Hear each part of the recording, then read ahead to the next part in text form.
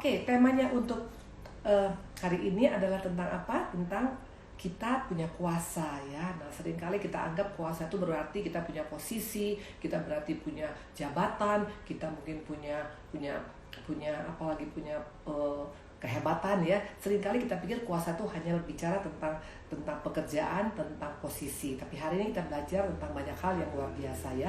Siap dengan firman Tuhan? Yuk kita buka yuk. Kita buka ya. Kita buka dalam semuanya. Saya shalom dulu buat semuanya yang sudah hadir. Saya percaya semuanya kita siap untuk diberkati Tuhan ya. Oke, kita akan buka dalam Kisah 1 ya. Kisah 1 ayat 8 ya. Kisah 1 ayat 8 demikian firman Tuhan.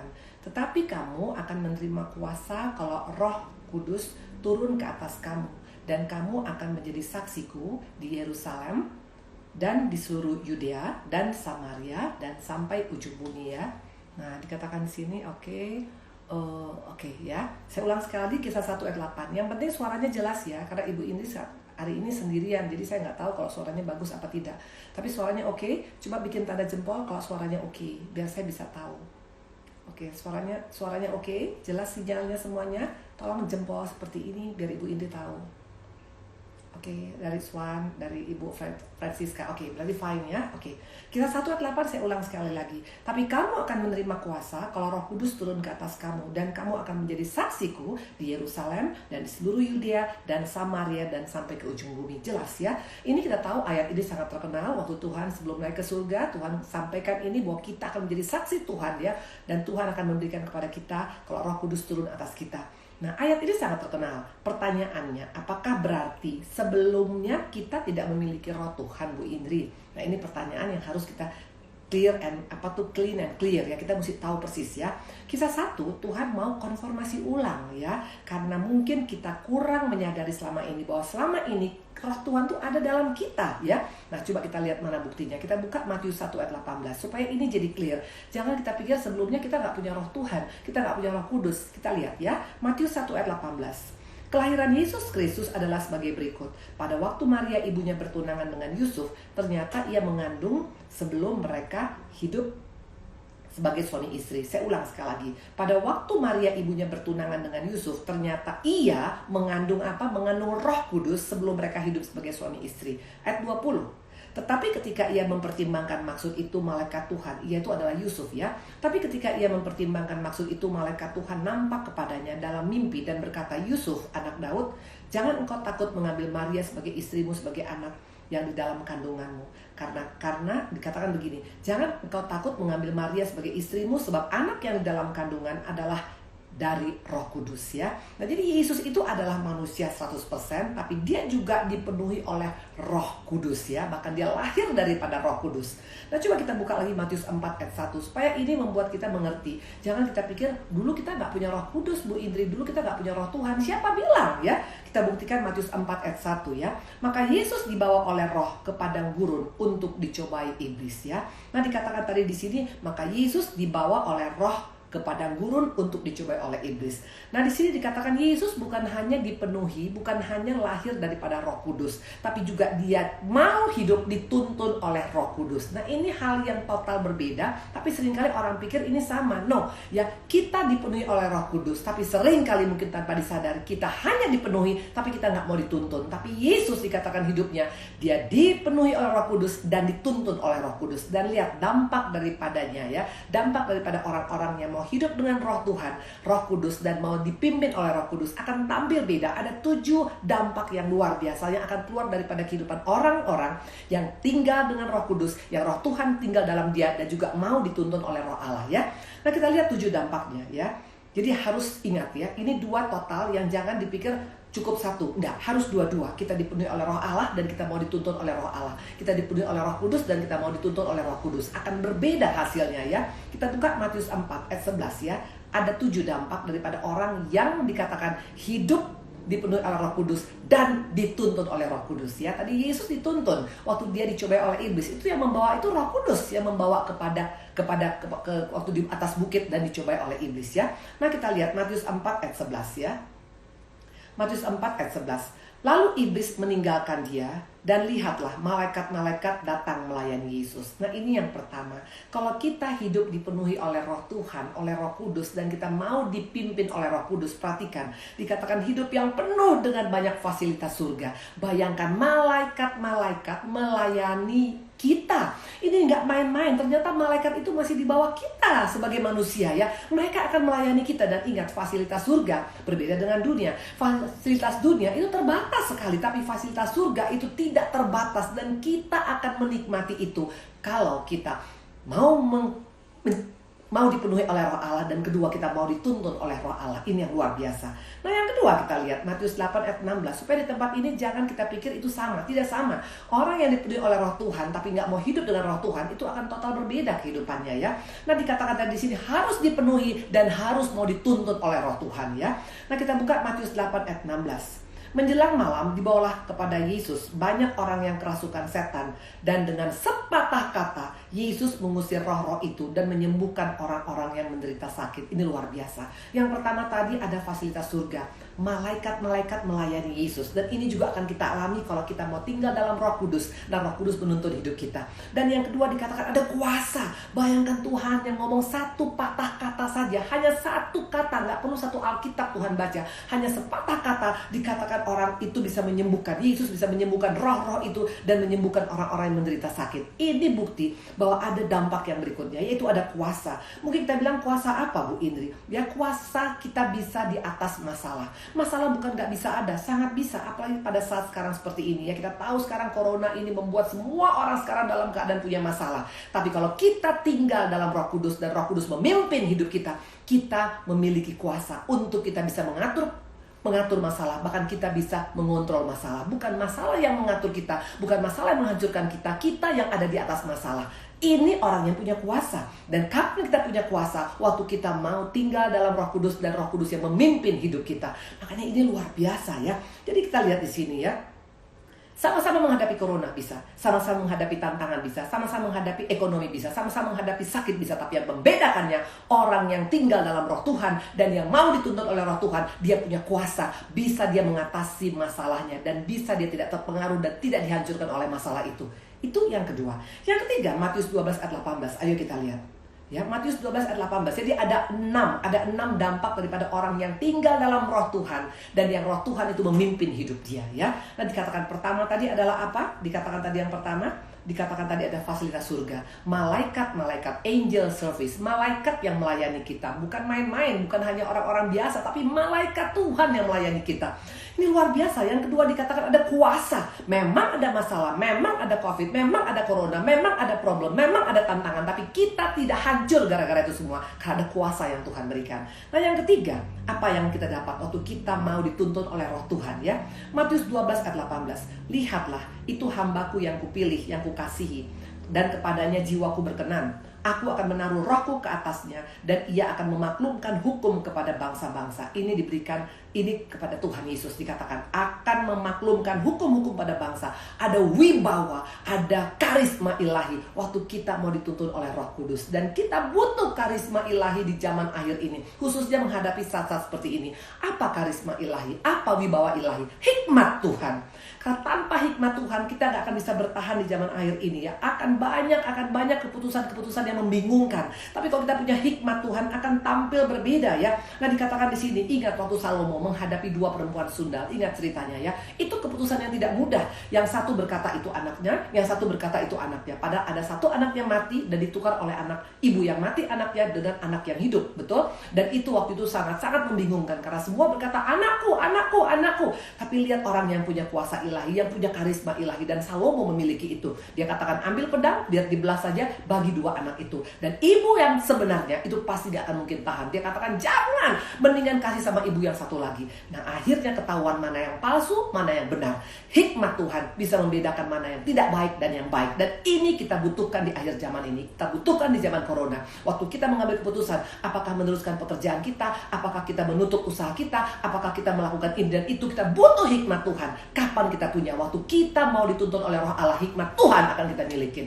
Ini luar biasa. Yang pertama dikatakan tadi adalah apa ya? Ada kuasa menghadapi masalah, nggak hancur gara-gara masalah. Yang kedua dikatakan tadi adalah apa? Dikatakan ada hikmat ya, ada wibawa ya, nggak main-main. Dan wibawa yang kita butuhkan di akhir zaman ini. Kepintaran kita nggak bisa lagi ngomong sekarang. Sekarang kita lihat negara-negara yang pintar luar biasa, yang canggih luar biasa, sekarang pun semua kerepotan. Tapi kalau orang-orang, kalau bangsa-bangsa, kalau semua negara itu punya hikmat Tuhan, akan berbeda hasilnya. Nah, yang ketiga tadi adalah apa? Dikatakan tadi kita dapat fasilitas surga. Ini nggak main-main. Bukan fasilitas dunia. Dunia punya fasilitas terbatas, sangat terbatas. Tapi fasilitas surga itu luar biasa. Dan kapan kita mendapatkan fasilitas surga? Waktu kita mau tinggal dalam roh Tuhan tinggal dalam kita, dan kita mau dituntun oleh roh Tuhan, akan terjadi hal yang luar biasa. Itu 3. Nah, yang keempat kita lihat lagi. Apa dampak daripada orang yang dituntun oleh Roh Kudus ya? Lukas 1 ayat 15 sampai dengan 16. Sebab ia akan besar di hadapan Tuhan, dan ia tidak akan minum anggur dan minum keras, dan ia akan penuh dengan Roh Kudus mulai dari rahim ibunya.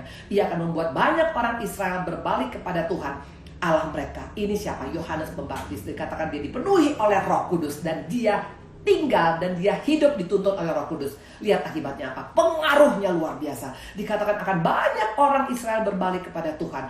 Ini yang kita butuhkan, khususnya kita yang mengatakan diri kita mau masuk dalam ladang kerja Tuhan. Ada pengaruh yang luar biasa. Bahkan dikatakan Petrus sekali ngomong 3.000 orang bertobat. Ini nggak main-main, ada pengaruh ya, ada influence yang luar biasa. Kapan kita bisa mempengaruhi banyak orang untuk mencari Tuhan dalam hidupnya? Waktu kita dituntun oleh Roh Kudus. Bukan karena kita pintar khotbah, bukan karena kita mungkin tahu Alkitab dari mulai Kejadian sampai Wahyu, bukan. Tapi waktu hidup kita dituntun oleh Roh Kudus akan tampil beda. Ada aura yang luar biasa, bisa mempengaruhi orang lain sampai mereka mencari Yesus sebagai Tuhan dalam hidup mereka. Ini luar biasa. Yang pertama adalah apa? Fasilitas surga. Yang kedua adalah apa? Kuasa menghadapi semua masalah. Yang ketiga adalah apa? Hikmat Tuhan yang luar biasa. Yang keempat adalah apa? Pengaruh kita luar biasa. Kita bisa mempengaruhi. Gak perlu kita paksa orang, tapi kita punya pengaruh. Hanya ngomong saja, itu bisa pengaruhnya luar biasa. Wow! Ini nggak main-main. Ini bisa kita praktekkan untuk kehidupan kita, untuk anak-anak kita. Waktu seorang mama, ya, waktu seorang papa, waktu orang tua yang punya pengaruh yang sangat luar biasa, anak-anak itu akan bisa menjadi anak-anak yang luar biasa. Karena pengaruh itu menentukan. Kapan kita punya pengaruh yang positif? Waktu kita dituntun oleh Roh Kudus. Bukan karena kita pintar S1, S2, S3. No. Tapi waktu kita dituntun oleh Roh Kudus, maka kita punya pengaruh yang sangat luar biasa. Dampaknya luar biasa. Dikatakan Yohanes Pembaptis itu banyak membawa jiwa kepada Yesus. Wow. Itu yang keempat. Yang kelima, Matius 11 ayat 29, dampak daripada orang yang dituntun oleh Roh Kudus. Matius 11 ayat 29, pikulah kuk yang kupasang dan belajarlah kepadaku, karena aku lemah lembut dan rendah hati, dan jiwamu akan mendapat ketenangan. Orang yang dalam roh Tuhan, orang yang tinggal dalam Roh Kudus, dan Roh Kudus menuntun hidupnya, itu akan membawa aura damai sejahtera dimanapun dia berada. Makanya keluarga-keluarga kenapa suka dekat dengan kita? Suami suka dekat dengan kita, istri suka dekat dengan kita, anak-anak suka dengan kita, mertua kita suka dengan kita, bahkan juga para pegawai juga bisa suka dengan kita, bahkan juga teman-teman kolik kita bisa merasa, kok beda ya, gue dekat dengan kamu tuh saya kok teduh ya, kok tenang. Iyalah, karena waktu seorang dipenuhi oleh Roh Kudus, dikatakan Yesus tadi, aku ini lemah lembut dan aku ini rendah hati ya, dan jiwamu akan mendapatkan ketenangan. Orang yang tinggal dalam roh Tuhan dan yang mau dituntun oleh roh Tuhan, itu auranya sangat teduh, tenang, dan membuat orang juga bisa merasa sangat-sangat mendapatkan damai sejahtera. Nah, ini buktinya. Nah, makanya sebaliknya nanti kalau kita nggak dituntun oleh Roh Kudus, makanya nggak heran kita selalu bawa aura negatif ya. Di mana-mana gosip, di mana-mana ngomongin orang, di mana-mana vonis, di mana-mana nyalakan orang. Itu kebalikannya. Ya, makanya jangan salahkan dunia ini. Kenapa ya orang nggak suka sama saya? Mungkin karena saya miskin, mungkin karena saya jelek, mungkin karena saya bodoh. No. Kalau kita punya Roh Kudus dan kita dituntun Roh Kudus, walaupun kita orang sederhana, walaupun kita hanya orang-orang yang tidak diperhitungkan oleh dunia, tapi ada aura yang berbeda yang membuat orang bilang, beda gue dekat dengan dia. Ada kekuatan, ada semangat, ada juga keteduhan, ada ketenangan. Itu luar biasa, dan itu kita butuhkan pada saat sekarang ini. Apalagi di zaman stay at home ya, dalam keadaan sekarang semua tergoncang gini. Kalau kita membawa suasana chaos di rumah, maka jangan heran suami istri berantem terus, anak gak betah di rumah, dan itu efeknya berbahaya. Waktu mereka keluar gak stay at home, apa yang terjadi? Bisa terjadi nanti kena virus dan ini dan itu. Nah, kenapa gak betah di rumah? Karena papa ribut dulu dengan mama. Nah, orang-orang, keluarga-keluarga, pasangan-pasangan yang mau dituntun Roh Kudus, itu membawa suasana damai di tengah-tengah apapun yang dialami pada saat ini. Nah, itu dampak yang kelima. Nah, dampak yang keenam ya. Dampak yang keenam, yuk kita lihat. Kisah 3 ayat 6. Ini dampak bagi orang-orang yang hidup dengan tuntunan Roh Kudus, ya. Ini dampaknya jelas. Kisah 3 ayat 6. Tapi Petrus berkata, emas dan perak tidak ada padaku, tapi apa yang kupunya kuberikan kepadamu. Demi nama Yesus Kristus orang Nazaret itu, berjalanlah engkau. Karakter daripada orang yang dituntun oleh Roh Kudus itu suka memberi. Itu gak hanya mikir all about me lagi. Dia suka berbagi, dia suka memberi, terutama memberi pengampunan, ya, memberi kesempatan, ya, memberi, apalagi memberi dampak positif. Itu pasti suka memberi, ya. Dan memberi apa? Memberi berbentuk materi. Dan ini kesempatan bagi kita mempraktekkan apakah memang kita hidup dalam tuntunan Roh Kudus. Dunia sekarang membutuhkan uluran tangan daripada kita. Waktu engkau dan saya diberkati Tuhan, ayo waktunya kita bisa memberi dengan cara yang luar biasa. Gak perlu kita mesti ketemu pun, dengan cara apapun. Ini kesempatan kita untuk praktekkan bahwa kita hidup dituntun oleh Roh Kudus. Tidak bisa mikirkan diri sendiri lagi, gak all about me lagi. Karena apa yang bisa saya lakukan untuk menolong? Rasa seperti itu berapi-api, itu begitu menggelora dalam hati kita. Karena apa? Karena kita dipenuhi oleh Roh Kudus, karena kita dituntun oleh Roh Allah. Dan Roh Allah ini membuat orang tidak lagi mikirkan tentang keegoisannya saja. Dikatakan tadi Petrus bilang, aku gak punya apa-apa, tapi aku punya Yesus. Nah, orang yang punya Roh Kudus itu pasti suka untuk berbagi, itu pasti suka untuk memberi. Itu yang keenam. Dan yang ketujuh, Markus 12 ayat ke-36. Efek daripada kita punya Roh Kudus dan mau dituntun oleh Roh Kudus. Perhatikan Markus 12 ayat 36. Daud sendiri oleh pimpinan Roh Kudus berkata, Tuhan telah berfirman kepada Tuanku, duduklah di sebelah kananku sampai musuh-musuhmu kutaruh di bawah kakimu. Wow, kalau kita dituntun oleh Roh Kudus dalam hidup kita, maka kita akan dapat kursi VVIP di sebelah Tuhan Yesus. Wow, ini bicara tentang tempat yang akan Tuhan siapkan bagi setiap kita. Dunia ini hanya sementara, kita gak bisa bawa apapun dalam dunia ini. Engkau punya banyak harta pada saat ini, nggak mungkin kalau kita nanti dipanggil Tuhan, kita bawa berlian kita bawa tas mahal kita bawa semua perlengkapan kita. Tidak mungkin. Nggak mungkin kita bawa sertifikat kita boro-boro, ya. Kita bawa semuanya. Nggak sampai 1 jam tuh kita punya kuburan mungkin sudah dibongkar orang. Nah, intinya semua nggak akan bisa kita bawa. Tapi dikatakan Tuhan sudah menyiapkan tempat. Dikatakan di sebelah kananku. Halo, halo, halo. Ini luar biasa. Artinya ada tempat, ada kafling yang akan Tuhan siapkan bagi orang-orang yang mau dituntun oleh Roh Kudus dalam hidupnya. Ini luar biasa. Dan saya percaya semua kita merindukan kehidupan seperti ini, betul? Ada kuasa, ada hikmat, ada wibawa ilahi, ada kemenangan, ada VVIP surga, ada juga karakter yang suka memberi, ya, ada juga semuanya ini kita butuhkan, betul? Nah, kuncinya bukan karena agama Kristen, bukan karena lamanya kita sebagai hamba Tuhan, bukan. Tapi waktu kita mau, dikatakan ada 2 hal. Kita mau dipenuhi oleh Roh Tuhan dalam hidup kita, dan kita mau dituntun oleh Roh Tuhan itu. Nah, waktu 2 ini kita miliki, 6 dampak tadi akan kita alami dalam hidup kita. Dan sebenarnya sejak dunia dijadikan, Tuhan sudah perlengkapi kita dengan rohnya loh. Mana buktinya? Kita buka Kejadian 2 ayat 7. Jadi bukan kita gak punya roh Tuhan, hanya mungkin kita gak sadar selama ini. Makanya waktu Yesus sebelum naik ke surga, dia ingatkan lagi nanti Roh Kudus akan turun supaya kita semakin dipenuhi oleh Roh Tuhan. Tapi masalahnya mau gak dituntun oleh Roh Kudus? Itu kata kuncinya. Nah, kita lihat Kejadian 2 ayat 7. Ketika itulah Tuhan Allah membentuk manusia dari debu tanah dan menghembuskan nafas hidup ke dalam hidungnya. Demikianlah manusia itu menjadi makhluk yang hidup. Waktu Tuhan menjadikan manusia berbeda dengan waktu Tuhan menjadikan binatang. Waktu Tuhan menjadikan manusia, Tuhan menghembuskan rohnya loh kepada kita. Makanya jangan pernah berkata, saya gak punya roh Tuhan. Punya! Sejak kita lahir, sejak kita dijadikan, kita sudah punya roh Tuhan dalam hidup kita. Hanya masalahnya mau gak terus dipenuhi oleh rohnya. Karena waktu kita mulai gak dipenuhi oleh rohnya, ini akan membuat masalah demi masalah dalam hidup kita. Dan bukan hanya dipenuhi, tapi kita mau dituntun oleh Roh Kudus. Ini kata kuncinya, ya. Nah, kita lihat sekarang di sini, ya. Makanya kalau kita menyadari bahwa kita punya roh Allah dan kita mau dituntun oleh roh Allah, baru kita mengaminkan ayat ini. Mazmur 139 ayat 14. Perhatikan, aku bersyukur kepadamu oleh karena kejadianku dahsyat dan ajaib. Ajaib apa yang kau buat dan jiwaku benar-benar menyadari. Ini adalah perkataan daripada seorang Daud. Daud, dia berkata, aku bersyukur karena kejadianku sangat dahsyat.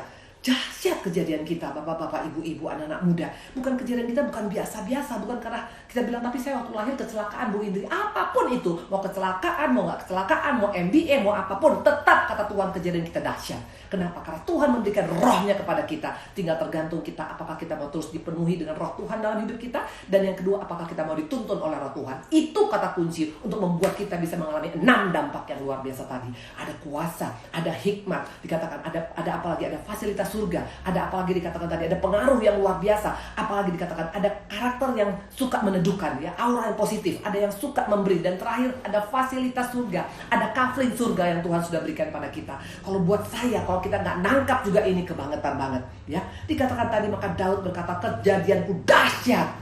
Dia berkata dahsyat bukan waktu dia dalam keadaan kaya loh. Dia waktu dalam keadaan yang tertolak. Mana bukti tertolak? Keluarganya nggak sayang sama dia, nggak peduli dengan dia, papanya nggak anggap dia, bahkan kakak-kakaknya nggak pernah melihat dia, karena dia hanya cuma tukang angon kambing, 2-3 kambing, makanya nggak dianggap. Bahkan Samuel aja hamba Tuhan pun nggak anggap, ya. Makanya sampai waktu dia lihat Eliab, dia bilang ini nih cocok jadi raja. Ternyata Tuhan bilang bukan yang kau lihat yang aku lihat, engkau melihat perawakan, aku melihat hati. Nah ternyata waktu Daud berkata kejadianku dahsyat, dia belum jadi raja, dia masih jadi orang biasa-biasa, tapi dia sadar dia siapa karena dia punya roh Allah yang luar biasa dalam hidupnya. Nah, seringkali kita kadang-kadang menganggap roh Allah itu nggak penting dalam hidup kita, biasa-biasa aja. Ya kita lebih pikir yang penting kalau aku punya mobil bagus, punya rumah bagus, itu jauh lebih penting. Sorry to say, kalau kau berkata seperti itu, kita adalah orang yang paling malang, yang paling bodoh menurut saya, ya. Nah coba kita lihat sekarang di sini. Banyak kita tidak menyadari bahwa roh Allah dalam kita, dan banyak kita tidak merasa penting kita dituntun oleh roh Allah. Makanya sampai Yesus waktu dia mau disalibkan, dia ingatkan 2 kali kepada murid-muridnya. Buka Markus 14 ayat 38. Kenapa ada 2 kalimat yang sama dikatakan Tuhan? Karena Tuhan bisa melihat bahwa manusia seringkali menganggap enteng dengan roh Allah yang Tuhan diberikan pada kita. Menganggap enteng bahwa gak perlulah dituntun oleh Roh Kudus. Mau siapapun yang nuntun, oke-oke aja lah, mumpung hidup. Nah waktu kita punya pola pikir seperti itu, kita akan pernah bisa mengalami 6 dampak yang luar biasa tadi. Perhatikan Markus 14 ayat 38. Berjaga-jagalah dan berdoalah supaya kamu jangan jatuh dalam pencobaan. Roh memang penurut, tapi daging lemah. Ini Tuhan ingatkan sebelum dia mati di kayu salib. Dia ingatkan kepada murid-murid, roh memang penurut, tapi daging lemah. Memang selalu ada pertentangan antara roh dengan daging. Kalau engkau dan saya mau dituntun oleh Roh Kudus, maka daging kita akan makin lama makin hilang. Tapi waktu kita tidak mau dituntun oleh Roh Kudus, daging kita yang akan kuat. Makanya gak heran, satu demi satu masalah demi masalah akan terjadi dalam hidup kita. Makanya Tuhan ingatkan, bukan hanya sekali. Dalam Matius 26 pun Tuhan ingatkan sekali lagi. Dikatakan Matius 26 ayat 41, berjaga-jagalah dan berdoalah supaya kamu jangan jatuh dalam pencobaan. Roh memang penurut, tapi daging lemah. 2 kali Tuhan ngomong hal yang sama. Kenapa? Berarti ini sangat urgent. Khususnya di zaman corona, di zaman akhir seperti ini, zaman dalam keadaan semua tergoncangkan, dunia semua digoncangkan. Waktu kita hidup dengan roh, dengan kedagingan kita pasti akan jebol. Tapi waktu kita mau dituntun oleh Roh Kudus, kita akan bisa bertahan karena ada 6 dampak tadi yang akan kita alami dalam hidup kita. Nah dikatakan tadi, sampai 2 kali Tuhan pesan loh. Tuhan kita Allah yang luar biasa, ya. Karena Tuhan gak mau sampai kita lupa tentang kekuatan daripada roh Tuhan dalam hidup kita, ya.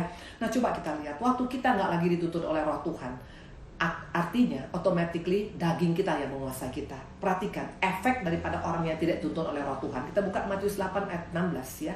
Matius 8 ayat 16. Menjelang malam dibawalah kepada Yesus banyak orang yang kerasukan setan, dan dengan sepatah kata Yesus mengusir roh itu dan menyembuhkan orang-orang yang menderita sakit. Orang yang dituntun oleh kedagingannya itu sangat menderita hidupnya. Jangan pernah bilang, enggak, saya nggak ngerasa apa-apa, Bu Indri. Please, ya, ini firman Tuhan yang berkata, orang yang tidak dituntun oleh Roh Kudus itu hidupnya pasti akan sangat-sangat menderita. Mungkin nggak sekarang, tapi ujungnya itu pasti binasa, ya. Nah, dan ingat, karakter daripada si jahat, karakter daripada kedagingan itu sifatnya nggak puas dengan hanya cuman dia menguasai tangan kita saja, atau mungkin hanya cuman badan kita setengah saja. Dia akan menguasai seluruh hidup kita. Mana buktinya? Kita buka Matius 12 ayat 43 sampai 45. Karakter daripada si jahat, dia nggak hanya menguasai sebagian kecil dari hidup kita, dia akan menguasai seluruh hidup kita sampai akhirnya kita binasa. Mana buktinya? Matius 12 ayat 43 sampai 45. Apabila roh jahat keluar dari manusia, ia pun mengembara ke tempat-tempat yang tandus mencari perhentian, tapi ia tidak mendapatkan.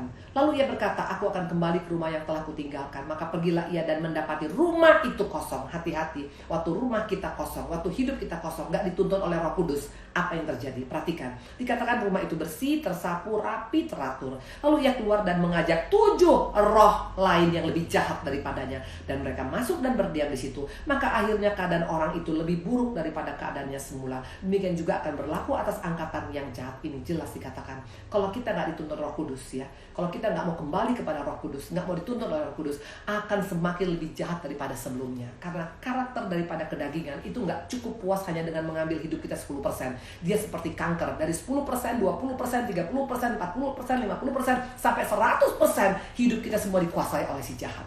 Nah akibatnya binasa.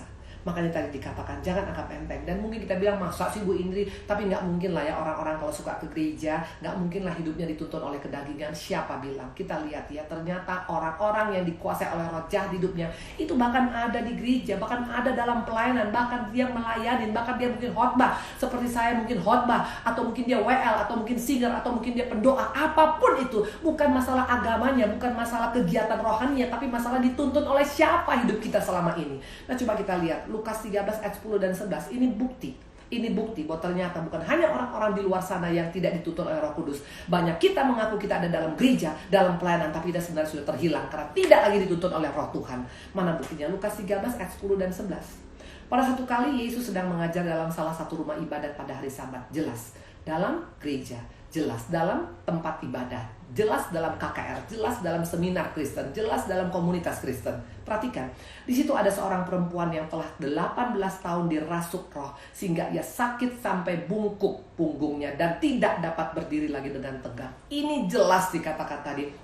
Dikatakan ada orang yang sudah 18 tahun dalam gereja, bahkan mungkin dia sudah pelayanan, bahkan mungkin dia gembala, kita nggak tahu. Tapi yang pasti dia dikatakan dirasuk roh sehingga ia sakit sampai bungkuk punggungnya. Saya katakan tadi, orang yang dituntun oleh kedagingan, yang dituntun oleh roh jahat, yang dituntun oleh keadaan keinginan dunia ini, hidupnya nggak akan happy. Bayangkan orang yang tunduk bungkuk hanya melihat tanah selama 18 tahun. 18 tahun kali 365 hari, kali 24 jam, kali 60 menit, kali 60 detik. Hidup yang sangat menderita. Padahal dia ada di gereja. Gak jadi jaminan. Makanya tadi saya katakan, bukan masalah sekarang, bukan hanya masalah sekarang kita punya agama. Bukan hanya masalah kegiatan rohani, bukan. Tapi apakah kita tetap masih dipenuhi oleh roh Allah? Seperti waktu Tuhan menjadikan kita, dihembuskan rohnya kepada kita.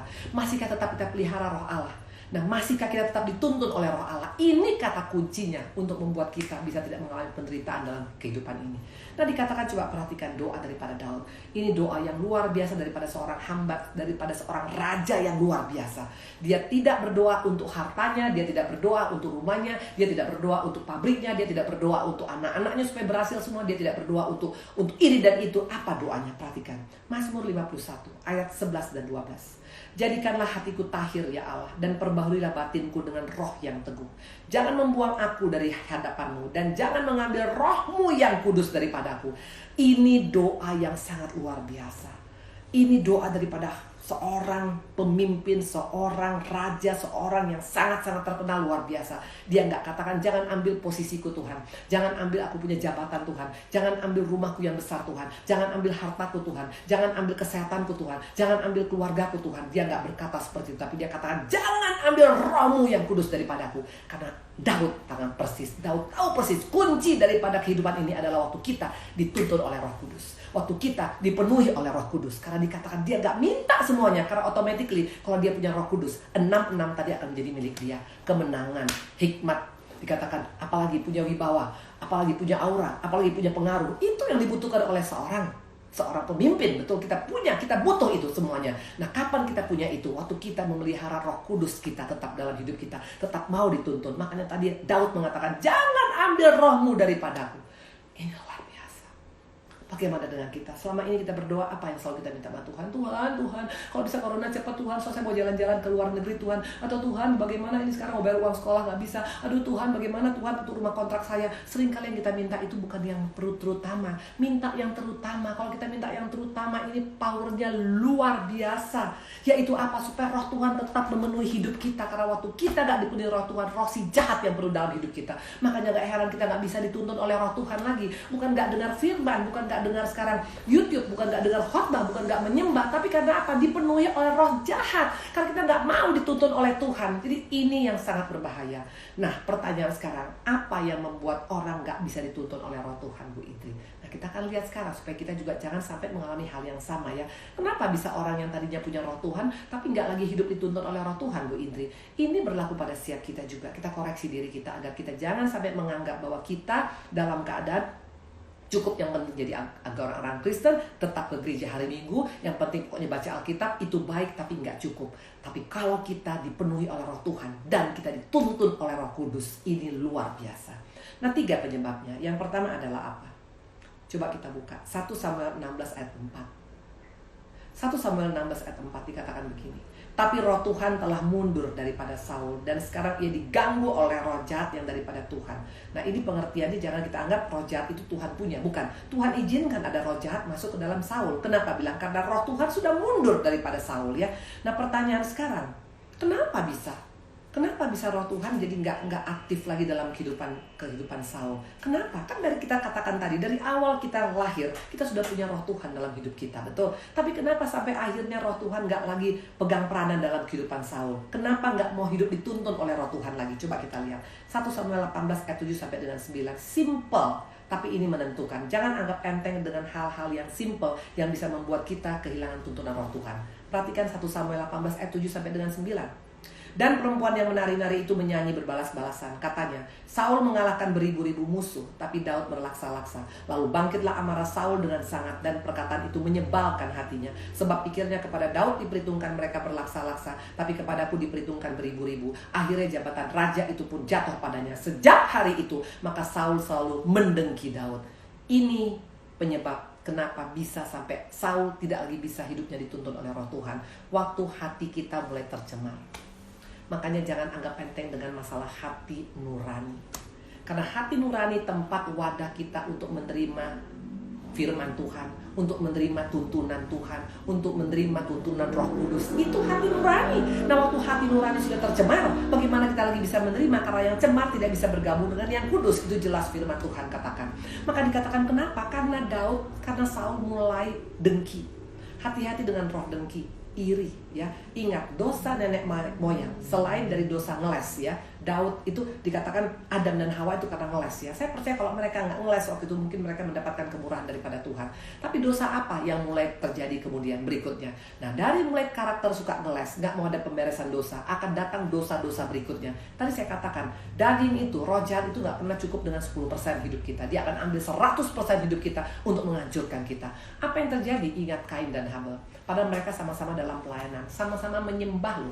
Jadi nggak jadi jaminan kita ada di gereja sekalipun. Waktu hati kita tercemar, waktu kita dengki melihat orang lain lebih daripada kita, waktu kita dengki melihat orang lebih berhasil daripada kita, waktu kita dengki melihat orang lebih hebat daripada kita dipakai, mungkin kita merasa itu anak rohani saya, itu baru lahir, tapi sekarang dipakai luar biasa. Sementara saya sudah puluhan tahun, tapi kenapa nggak seperti ini? Waktu kita mulai dengki seperti Saul, apa yang terjadi? Roh Tuhan udah nggak lagi bisa maksimal dalam hidup kita. Kita nggak lagi mau dituntun oleh roh Tuhan. Itu akan terjadi pemberontakan habis-habisan. Iblis yang menguasai kita. Dan itu terjadi kepada seorang Saul. Saul sampai matinya tetap jadi raja.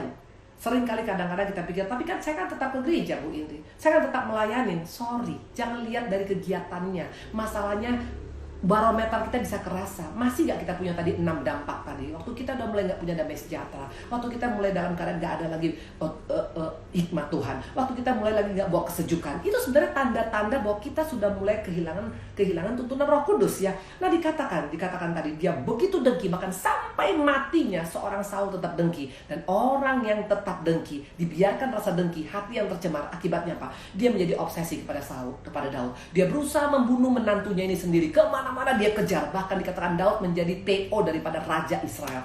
Daud hidupnya sangat-sangat menyedihkan. Dia harus lari kemana-mana, sampai ke gua kemana-mana. Dan Saul ini begitu obsesi.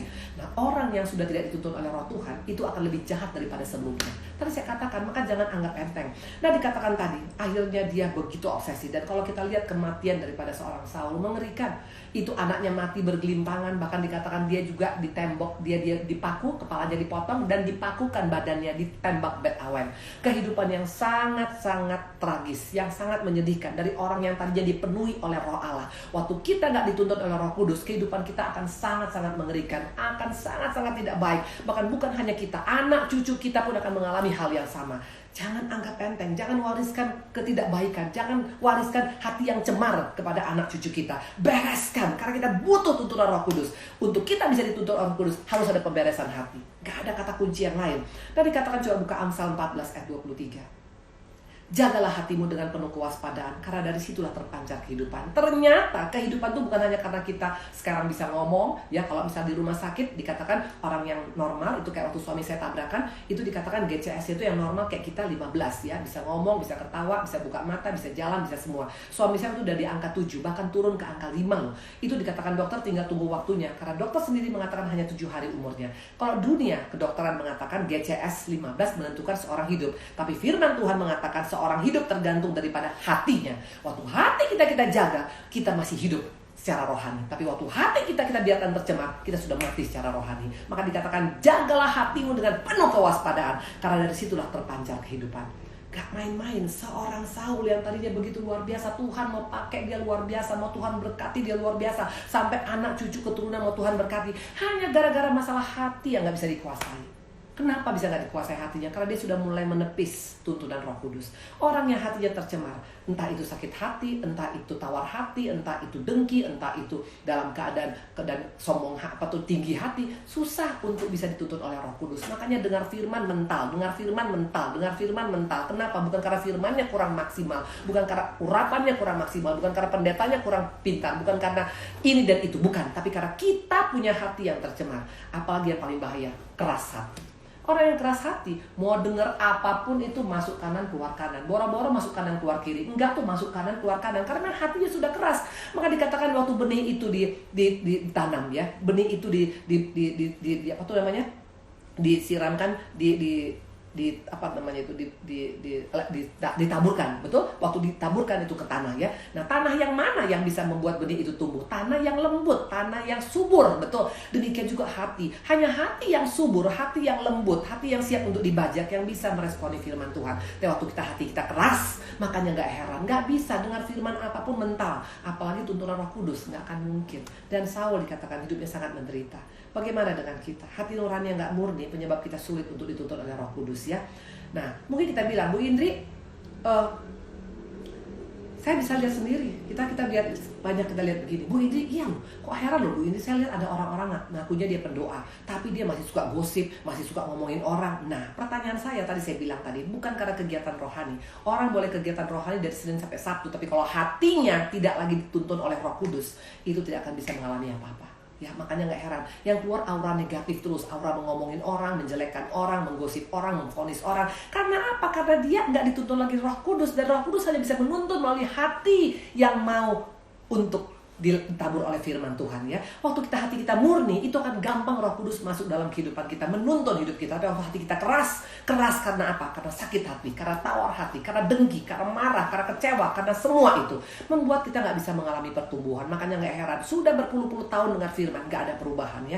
Nah, mungkin kita bilang, Bu Indri, bagaimana dengan kalau misalnya sekarang kan, apakah dituntun oleh Roh Kudus itu sama dengan berbahasa roh? Nah, kalau saya merasa berbahasa roh itu adalah tanda bagi orang yang tidak percaya bahwa kita sebenarnya sudah dipenuhi oleh Roh Kudus, betul? Coba kita buka 1 Korintus 14 ayat 4 supaya kita jelas antara berbahasa roh dengan dituntun oleh Roh Kudus. Karena bisa orang berbahasa roh, banyak saya lihat berbahasa roh luar biasa ya. Bahkan kalau melihat nangisnya sampai 5 ember air mata, berbahasa rohnya canggih luar biasa menurut kita. Tapi ternyata tipu sana tipu sini bisa, karena nggak ada hubungannya berbahasa roh dengan dituntun oleh Roh Kudus. Mana buktinya? Kita lihat 1 Korintus 14 ayat 4. Karena berbahasa roh adalah karunia ya. Nah, sebentar tadi dituntun oleh Roh Kudus itu adalah berbicara tentang karakter yang mau dibentuk oleh Tuhan. Siapa yang berkata dalam berbahasa roh, ia membangun dirinya sendiri. Tapi siapa yang bernubuat, ia membangun jemaat. Jadi berbahasa roh itu adalah karunia. Nubuatan pun adalah karunia. Nah, ayat 18 dan 19 ini Paulus yang berkata, aku mengucap syukur kepada Allah bahwa aku berkata-kata dalam bahasa roh lebih daripada kamu semua. Tapi dalam pertemuan jemaat, aku lebih suka mengucapkan 5 kata yang dapat dimengerti untuk mengajar orang lain daripada beribu-ribu kata dengan bahasa roh.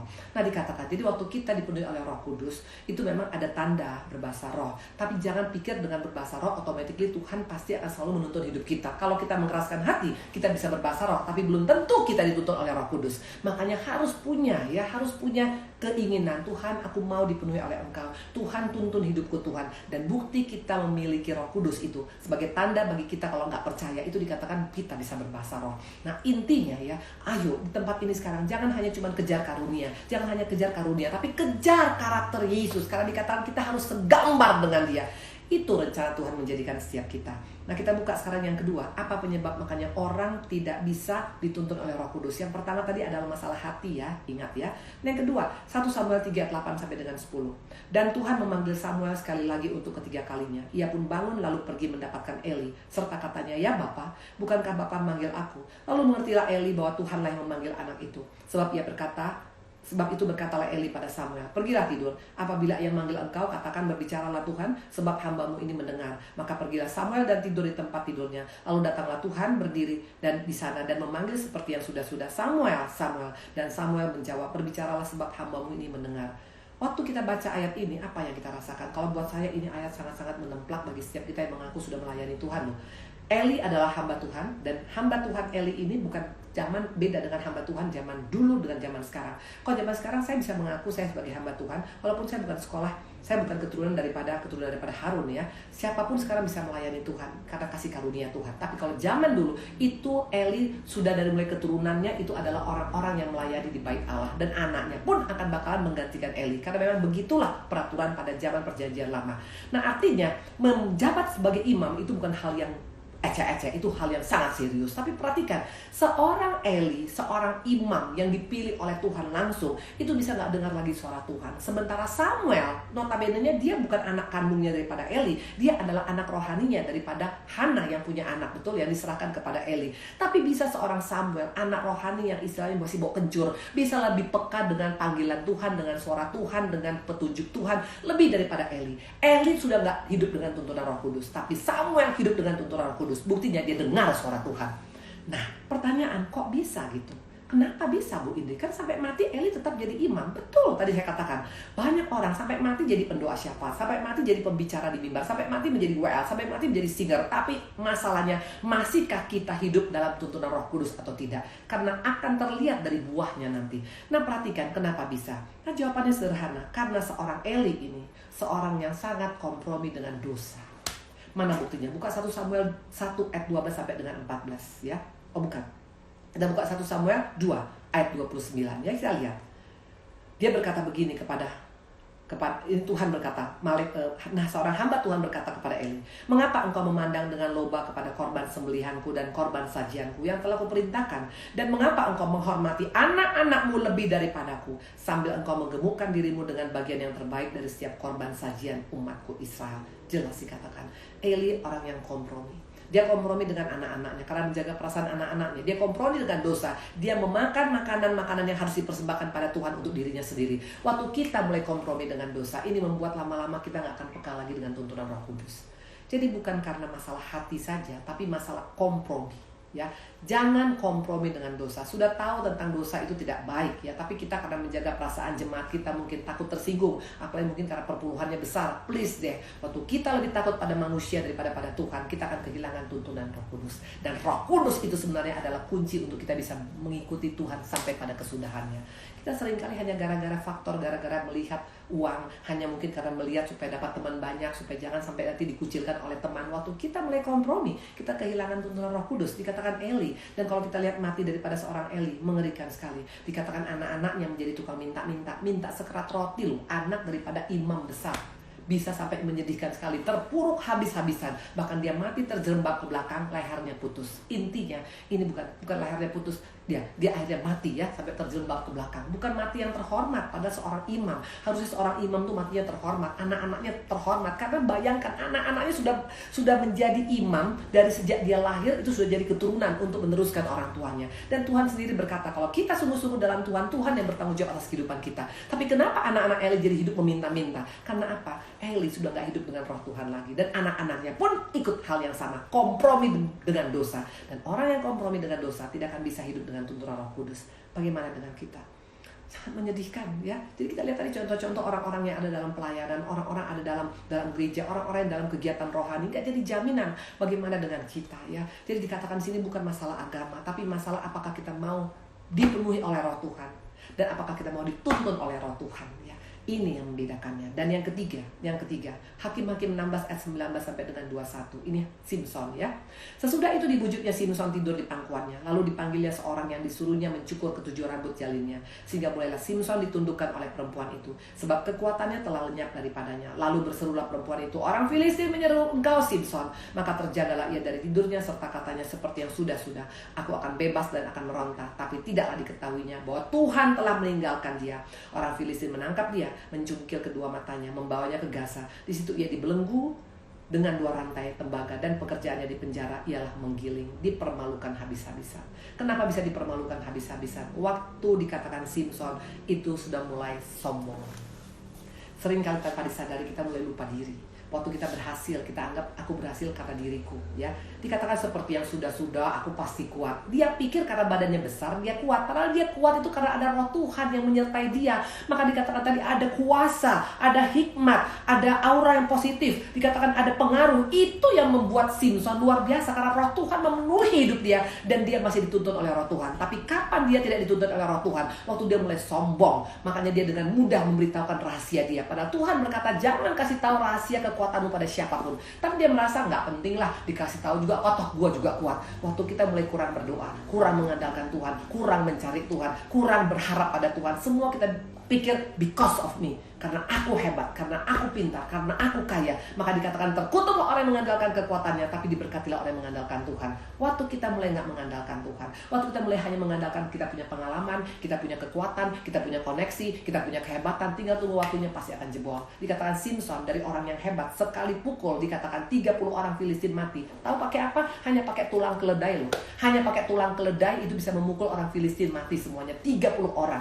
Dan singa itu dia hajar habis-habisan sama dia. Kenapa bisa begitu kuat? Kenapa begitu power? Yes, karena dituntun oleh roh Tuhan. Karena saya katakan kalau kita dituntun oleh roh Tuhan, ada kuasa yang luar biasa, ada hikmat yang luar biasa, ada pengaruh yang luar biasa. Nah, Simson pikir pengaruhnya yang hebat, kekuatannya yang hebat, karena dianya yang hebat. Seringkali tanpa disadari kita orang yang lupa diri. Ingat waktu dikatakan ada 10 orang kusta. Ingat ceritanya?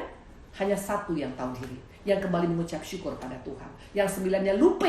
Nah, kelompok yang mana kita? Yang masih tetap mengucap syukur pada Tuhan dalam segala hal? Di tengah-tengah masalah pandemi seperti ini masih bilang, Tuhan kau baik, kau luar biasa, kami tetap mengagungkan engkau. Atau mulai marah sama Tuhan, atau mulai mengutuki Tuhan, atau mulai kecewa pada Tuhan, atau mulai meninggalkan Tuhan. Nah, waktu kita seperti ini, kita akan seperti Simson. Kehidupannya sangat mengerikan. Dikatakan, coba buka Yesaya 2 ayat 11. Manusia yang sombong akan direndahkan, dan orang yang angkuh akan ditundukkan, dan hanya Tuhan sajalah yang maha tinggi pada hari itu. Please ya, dikatakan 3 tadi penyebabnya. 3 penyebab tadi kenapa dikatakan sampai kita bisa kehilangan tuntunan Roh Kudus. Yang pertama adalah tadi karena apa? Karena masalah hati. Ayo bapak-bapak, ibu-ibu, anak-anak muda di tempat ini, kita koreksi hati kita, kita evaluasi hati kita. Waktu kita ngelihat orang berhasil, masihkah kita marah, kita kecewa, kita mulai menggosip? Itu berarti ada yang gak beres dengan hati kita. Waktu ada orang minta maaf pada kita, apakah kita bisa mengampuni atau kita bertahan? Gak bisa, pokoknya gak bisa. Nah, waktu kita masih tetap menjaga, kita masih tetap membuat jarak kepada orang-orang yang pernah menyakiti kita, ada yang gak beres dengan hati kita. Percayalah, kalau hati kita gak dikuasai oleh Roh Kudus dan gak dituntun Roh Kudus, roh jahat yang akan menuntun kehidupan kita, dan akibatnya kita sangat-sangat amat menderita. Dikatakan seperti wanita yang tadi 13 tahun ada di gereja, ada ikut pelayanan, ada ikut baca firman, ada ikut kegiatan rohani, tapi hidupnya gak happy. Kenapa? Karena tuntunan itu menentukan kualitas hidup kita. Yang kedua adalah karena apa? Karena kompromi dengan dosa. Hati-hati, kompromi. Mungkin kita nggak bikin, tapi kita tahu, tapi pura-pura tutup mata. Itu sama dengan kompromi. Waktu kita kompromi dengan dosa, ya. Dan mungkin juga kita kompromi dengan diri kita sendiri. Ya udahlah, namanya juga kan kalau ikut Tuhan kan nggak usah terlalu serius-serius banget, nggak usah terlalu kudus-kudus banget. Hati-hati. Waktu kita mulai kompromi dengan dosa yang kita lakukan sendiri, itu membuat kita akan kehilangan tuntunan Roh Kudus. Dan yang ketiga adalah sombong. Orang sombong dari mana ketahuannya? Mulai kurang berdoa, mulai malas berdoa, mulai nggak penting dianggap doa, mulai malas menyembah, mulai malas baca firman, mulai malas mengandalkan Tuhan. Semua dia pakai kekuatannya sendiri. Tinggal tunggu waktunya. Ini zaman akan semakin sukar. Itu ada firman Tuhan. Hanya dengan waktu kapan kita bisa bertahan. Waktu kita punya hikmat Tuhan. Waktu dikatakan ada fasilitas surga. Waktu dikatakan ada covering yang sudah Tuhan siapkan. Waktu dikatakan ada aura yang membuat kita teduh. Waktu dikatakan ada apa lagi. Ada 6 hal tadi yang saya sampaikan. Nah, tinggal tergantung kita pada hari ini. Mau hidup dengan tuntunan Roh Kudus atau tidak. Karena Roh Allah sudah diberikan sejak kita lahir. Tuhan sudah berikan. Hanya waktu Tuhan naik ke surga, sebelum Tuhan naik ke surga, Tuhan katakan nanti Roh Kudus turun akan engkau untuk mengingatkan kita kembali. Ayo penuhi lagi, penuhi lagi, penuhi lagi. Nah, bagaimana cara memenuhi Roh Kudus dalam hidup kita selalu, Bu Indri? Banyak punya hubungan dengan Tuhan, melalui doa, melalui pujian, melalui penyembahan, melalui baca firman. Itu yang membuat kita terus dipenuhi ya. Karena dikatakan firman Tuhan, dikatakan satu tes, jangan padamkan roh. Karena waktu kita nggak memberikan dia makan dalam hidup kita, lama-lama Roh Kudus akan padam dalam hidup kita. Dan kalau dia padam, gak ada tuntunan lagi. Kita akan tinggal tunggu waktunya, akan mengalami hal yang tidak menyenangkan. Tuhan berkati.